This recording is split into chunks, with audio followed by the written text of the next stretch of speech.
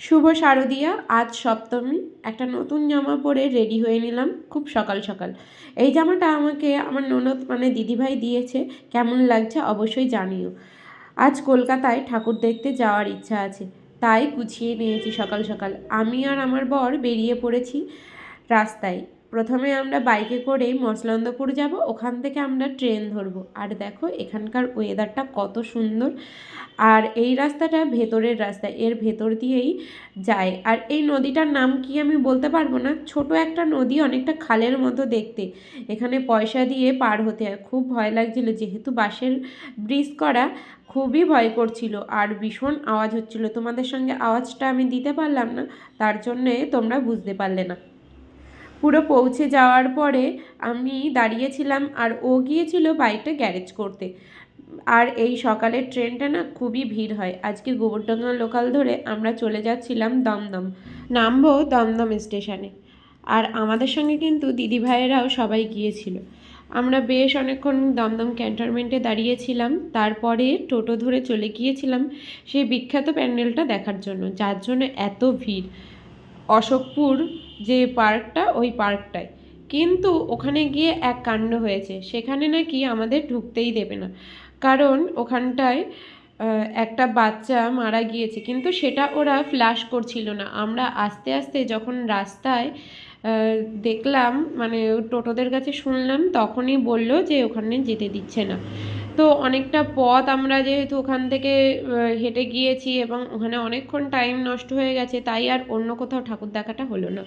ইচ্ছা ছিল সন্তোষ মিত্র স্কোয়ারে যাওয়ার, কিন্তু সেখানে আর যাওয়া গেল না, কারণ অলরেডি তখন 2:30 বেজে গেছে। আর তখন যদি আমরা ট্রেন ধরে আবার যাই সেখানে, তবে আমাদের ফিরতে ফিরতে বহু রাত হয়ে যাবে, কারণ সন্তোষ মিত্র স্কোয়ারে প্রচুর ভিড় হচ্ছে, সেটা তোমরা ভিডিও দেখে বুঝতেই পেরেছো। কি করা আর যাবে, তাই ওখানকারই কয়েকটা ঠাকুর দেখে আবার ট্রেন ধরে চলে গিয়েছিলাম শিয়ালদাতে। তো শিয়ালদাতে নামার পরে আমরা ভেবেছিলাম অন্য একটা কাজ করব, সেটা আর হয়নি, কারণ সেই টাইমটাই নেই। আর সবাই না মনটা ভেঙে গেছে যে প্রথমবার ঠাকুর দেখতে গিয়েই আমরা ঠাকুর না দেখে চলে এসেছি। ওই জন্য আমরা ওখানে নতুন একটা উদ্বোধন হওয়া যে ট্রেনটা, সেই মেট্রো রেলটায় চড়েছি। এবং চড়ে আমরা হাওড়া গিয়েছিলাম। হাওড়ায় একটা রেস্টুরেন্টে আমরা খাওয়া দাওয়া করে তারপরে আবার রিটার্ন করি। আসলে ঠাকুর যদি না চায়, তুমি যতই যা করো না কেন, সেখানে তোমার যাওয়া হবে না। এটা একদম কিন্তু বাস্তবে সত্যি কথা। আর এই যে বহু মানুষ ওই ঠাকুরগুলো দেখতে গিয়েছিল অথচ ফিরে আসতে হয়েছিল, এটা করাটা একদমই উচিত হয়নি।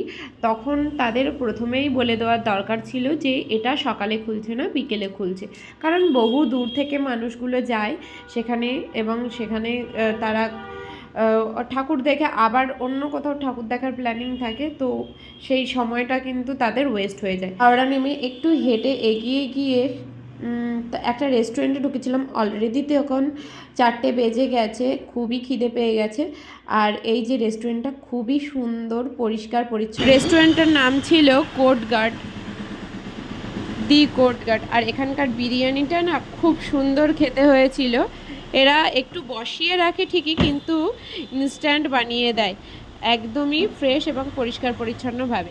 সাথে রায়তা ও স্যালাডও দিয়েছিল, যেটা অন্য কোনো দোকানে দেয় না। তারপরে আমি এখানে একটু ভিডিও করে নিচ্ছিলাম যে গঙ্গার তলা দিয়ে আমাদের যে রেলটা, মানে মেট্রো রেলটা যাচ্ছিল, সেটারই একটা ভিডিও করে নিয়েছিলাম। এবং লাস্টে আমরা একটু বারাসাত রিলায়েন্স মলে চলে যাই এবং একটা হেডফোন কেনে আরব নিজের জন্য। তারপরে একটু আমরা এদিক ওদিক ঘুরে রাত 11টা নাগাদ বাড়ি ফিরি। সেদিন আর কোনো ঠাকুর দেখা হয়নি।